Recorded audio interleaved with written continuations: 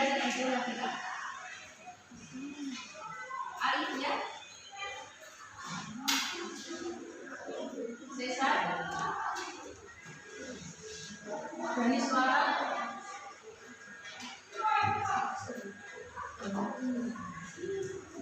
Erlinda. Pedro.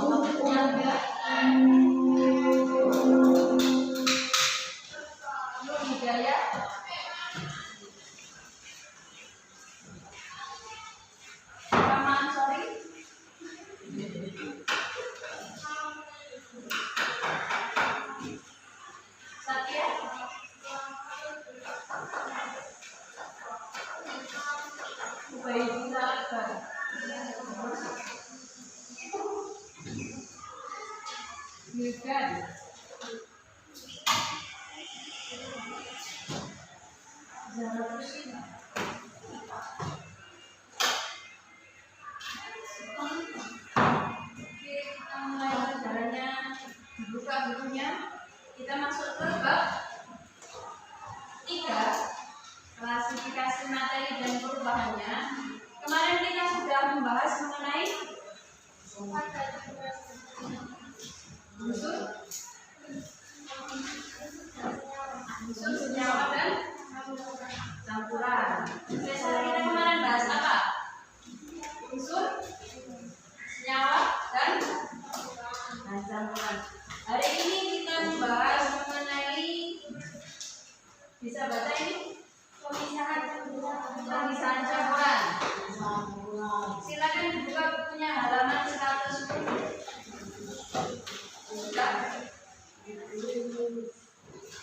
Jadi pemisahan campuran itu ada banyak sekali, terutama yang kita jumpai di kehidupan sehari-hari. Tapi di buku kalian yang dituliskan itu ada 5. Yang pertama ada generasi atau penyaringan. Yang kedua ada sentrifugasi. Terus yang ketiga ada destilasi atau penyulingan. Yang keempat kromatografi. Yang kelima sublimasi. Ada yang tahu? Kita masuk yang pertama dulu. Filtrasi itu apa sih?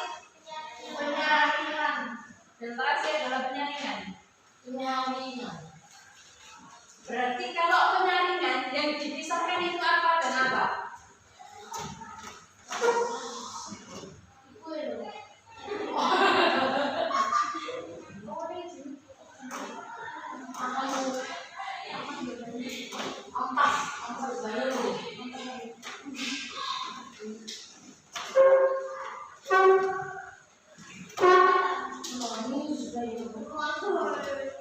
Jadi kalau dalam filtrasi atau penyaringan itu merupakan metode pemisahan campuran di mana digunakan untuk memisahkan antara padatan dan cairan.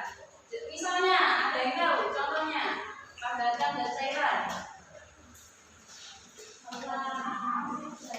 Kalau sama mau cari teh, teh itu kan bentuknya padat kan. Kalau daun kemudian kan disaring, jadi tinggal airnya saja. Itu menerapkan metode pemisahan filtrasi atau penyaringan. Nah, kalau di ilmiah praktikumnya biasanya digunakan seperti ini, gambar. Ini namanya apa? Ada yang tahu? Bukan isinya ya, tapi labanya. Gelas.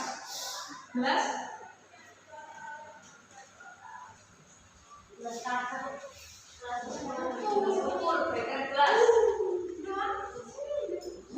Kalau di ilmiah biasanya berupa kertas saring. Ada yang tahu bentuknya kertas saring seperti apa? Ya, tahu dari mana? Kertas saring itu kertas biasa, cuma dia itu kertas buram gitu. Tahu kertas buram? Biasanya kalau bisa ya itu pakai batu tangan biasanya. Kalau bisa ya pakai batu tangan. Kalau di sini kayaknya nggak ada. Tapi jelas ada. Pakai kertas saring. Ini namanya corong.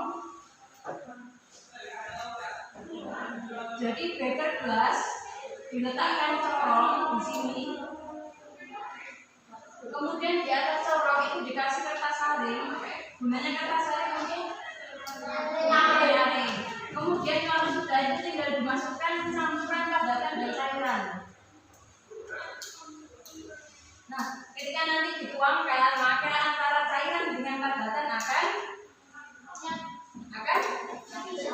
bisa. Kalau disaring berarti terpisah. Oh, gampang kok karena kita banyak menemukan di kehidupan sehari-hari mengenai penyaringan. Jadi saya rasa itu mudah sekali. Yang kedua kita masuk ke sentrifugasi. Nah ini yang sangat berbeda. Kalau ada yang tahu sentrifugasi adalah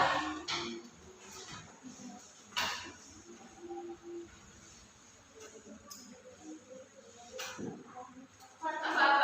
Yang keras.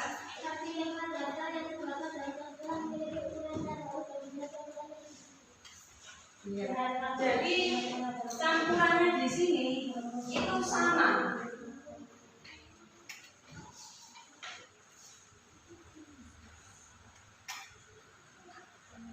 Campuran kan terdiri dari 2 zat atau lebih. Nah, kalau campurannya itu sama-sama memiliki ukuran yang sangat halus, itu kan susah untuk dipisahkan secara filtrasi. Karena filtrasi kan kelihatan bentuk dari zatnya itu kelihatan. Kalau dari sentrifugasi itu bentuknya itu sudah susah untuk dibedakan antara padatan dengan cairannya atau padatan dengan padatan yang lainnya. Contohnya itu kayak darah. Tahu nggak darah itu terdiri dari apa aja? Darah itu ada sel darah merah, terus ada sel darah putih, ada plasma darah. Itu kalau sampai mau memisahkan, kalau pakai saringan itu bisa atau tidak? Nah, itu kan campurannya sangat halus kan. Jadi yang dipakai itu menggunakan metode sentrifugasi. Jadi pada sentrifugasi ini cairannya itu sama atau sangat halus. Nah, contohnya ini adalah darah. Darah ini dimasukkan ke dalam tabung. Kemudian sampai lihat di halaman 112. Itu kan yang ada tutupnya ungu. Itu kan dimasukkan ke dalam itu alatnya sentrifugasi. Dimasukkan ke dalam lubang-lubang. Setelah itu tahu nggak yang lain? Diputar. Ini nanti diputar dengan sangat cepat sehingga nanti akan terpisah. Antara sel darah putih, sel darah merah sama plasma darah. Jadi tahu perbedaan antara filtrasi dengan sentrifugasi ya. Kalau filtrasi itu penyusunnya itu dapat dilihat atau kasar. Kalau sentrifugasi itu penyusunnya itu tidak dapat dilihat atau sangat halus. Kita masuk yang ketiga adalah destilasi atau penyulingan. Ada yang tahu destilasi atau penyulingan ini metode pemisahannya bagaimana?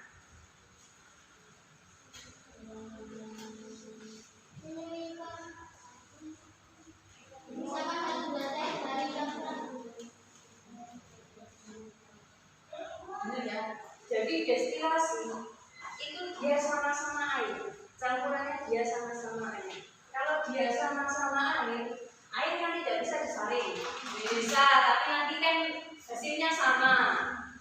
Kalau di sentrifugasi itu kurang tepat.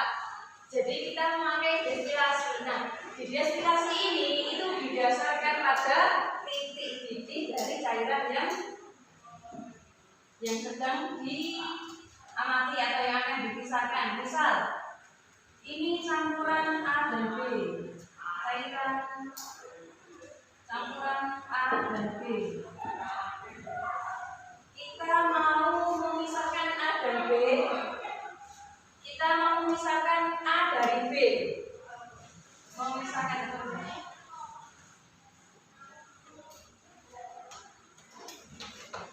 A dari B. Yang harus kita ketahui yang pertama itu titik didih larutan A itu berapa derajat dan titik didih larutan B itu berapa derajat. Misal A ini menguap dalam 100 derajat Celcius, sedangkan B dalam 120 derajat Celcius. Kalau kita mau memisahkan A dari B, yang pertama kita panaskan dulu. Cairannya kita panaskan dulu. Ada yang tahu ini apa namanya? Ini pembakar ginseng. Citrus. Kalau ini kaki 3. Kaki 4 dibakar. Kemudian ini ada termometer. Karena videonya tebal jadi nggak bisa buat termometer kecil. Ini ada termometer. Nanti kita panaskan sampai titik didihnya larutan A. Ini kan titik didihnya kan 100 derajat Celcius. Jadi nanti kita amati. Kalau sudah sampai 100 derajat Celcius, apinya diapakan? Kalau dimatikan, suhunya turun. Kalau dibesarkan, suhunya naik apa tidak? Kalau diambil sama kayak dimatikan apa tidak? Sama. Terus diapain artinya? Ya, dikecilkan. Pokoknya jangan sampai melebihi 100 derajat Celcius. Karena kalau melebihi 100 derajat Celcius itu cairannya sudah tidak awet. Jadi kalau sudah 100 derajat Celcius apinya dikecilkan, kemudian ini akan menguap. Karena sudah mencapai titik didihnya, maka larutan A tersebut akan menguap.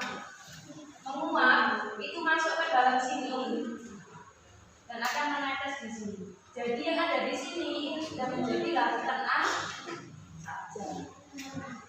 Paham nggak? Berarti destilasi ini didasarkan pada titik didih suatu cairan. Tahu nggak titik didih itu apa sih?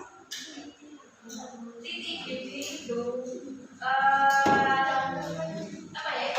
Titik di mana suatu cairan itu akan menguap, suatu cairan tersebut akan menguap. Jadi pada titik kan A pada 100 derajat Celcius ini titiknya. Kalau di 100 derajat Celcius dia akan menguap sehingga dia masuk ke dalam tabung yang selanjutnya dan B tetap di sini. Soalnya B titik didihnya 120 sehingga dia di 100 derajat Celcius dia tidak bisa menguap karena titik didihnya kurang. Paham nggak? Paham? Susah paham? Bikin paham? Paham. Ada yang ditanyakan? Enggak. Ada. Terus kita masuk yang selanjutnya, yang keempat adalah kromatografi. Ada yang tahu kromatografi itu kayak apa? Itu loh gambarnya destilasi ada di 114.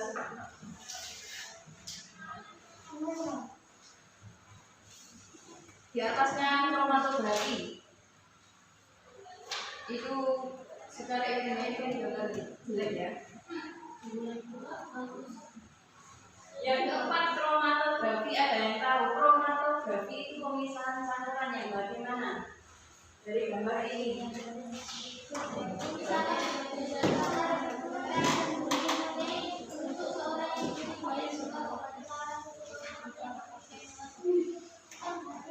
Di halaman 116 itu. 116 di atas kombinasi.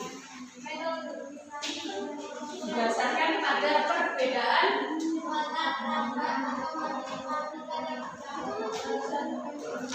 Kecepatan merambat dari ini yang akan diamati. Misalnya, ini adalah sebuah warna.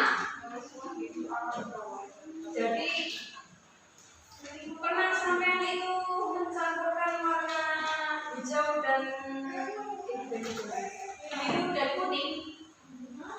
Warna biru dan kuning itu nanti jadi warna apa?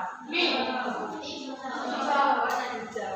Berarti kan hijau itu berasal dari campuran warna kan.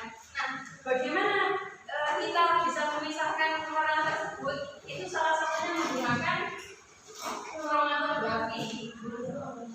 Jadi berdasarkan pada kecepatan merambatnya suatu zat tersebut. Misalnya di sini ada warna, kemudian kita celupkan di air, kita tunggu sebentar, maka air tersebut akan merambat ke atas. Kalau sudah merambat ke atas, nanti kelihatan bahwa penyusunnya itu bisa biru tadi ada kuning dan ada.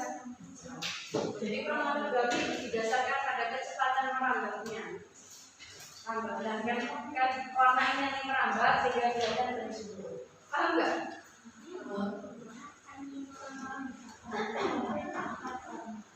Jadi kromatografi kan contohnya warna. Kalau di warna sampai mau memisahkan pakai saringan nggak bisa. Warna bisa nggak bisa. Pakai sentrifugasi kurang bukan. Pakai destilasi masa sudah ngomong kan kurang tepat. Jadi pakai kromatografi. Selanjutnya yang kelima kita masuk ke sublimasi. Sublimasi itu apa sih? Sublimasi itu perubahan dari padat ke gas atau gas ke padat. Padat ke gas atau gas ke padat. Padat ke. Jadi kalau sublimasi sesuai namanya, ini merupakan metode pemisahan campuran di mana didasarkan pada sifat salah satu zatnya yang mampu sublimasi yang dapat padat gas dapat didasarkan pada sifat salah satu penyusun campurannya yang dapat memberi. Contohnya campuran dari pasir dan kapur barus dipanaskan. Ini campuran pasir dan kapur barus ya. Ini dipanaskan. Nanti kapur barusnya itu akan menyublim. Benar nggak kalau kapur barus menyublim? Enggak. Benar nggak? Enggak. Tahu kapur barus? Tahu. Yang biasanya dipakai kan? Itu kan lama-lama jadi kecil kan? Kenapa? Ya, karena jadi meleleh. Rasa. Iya, karena dia meleleh. Makanya itu kalau sampai mau membuka perbarusnya ini secara manual jadi gas kan lama. Makanya dalam percobaan itu menggunakan apa ini namanya? Nggak bisa dibakar. Jadi kalau nanti ini dibakar kena panas, maka kapur barus tersebut akan menyublim. Bukan meleleh ya, menyublim. Kalau meleleh itu es batu. Kemudian di atas ini es batu. Gunanya es batu untuk apa? Untuk membuat es. Es batu kan dingin.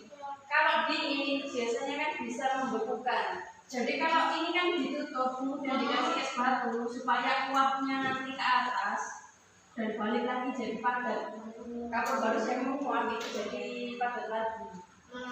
Itu jadi nanti menempel di ini apa namanya ini?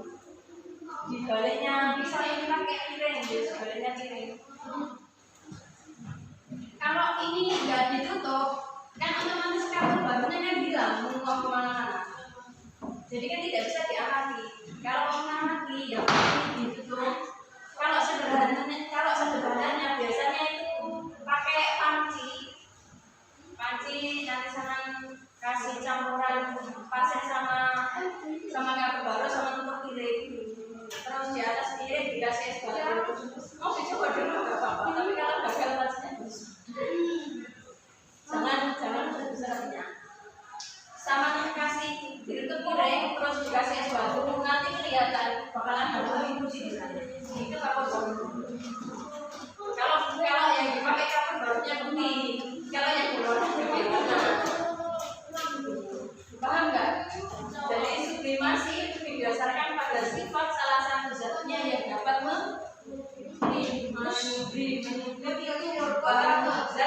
padat ke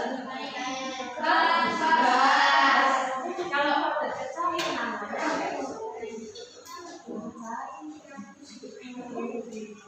Nah, dari 5 metode tulisan ini ada yang mau ditanyakan? Ada yang mau ditanyakan? Beneran tidak? Oke, kita buktikan sekarang salah satu metode tulisan campuran.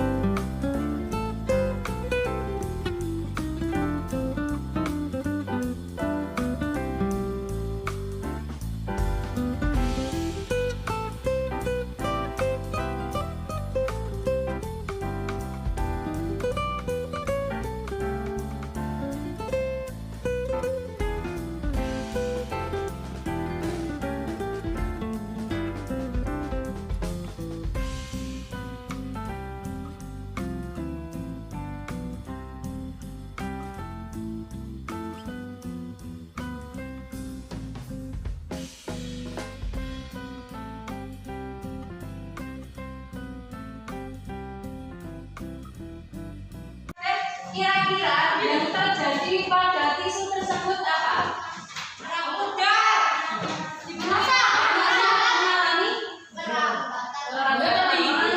Semakin naik, artinya dia akan melambat.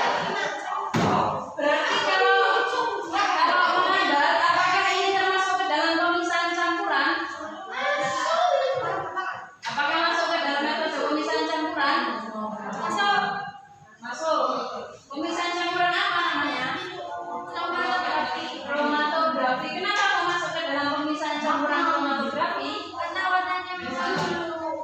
Karena warnanya mengalami pelambatan. Kan kromatografi kan berdasarkan pada merambatnya suatu partikel yang akan diamati. Jadi benar ya, ini termasuk kromatografi. Sebelum kita pulang, mari kita berdoa terlebih dahulu.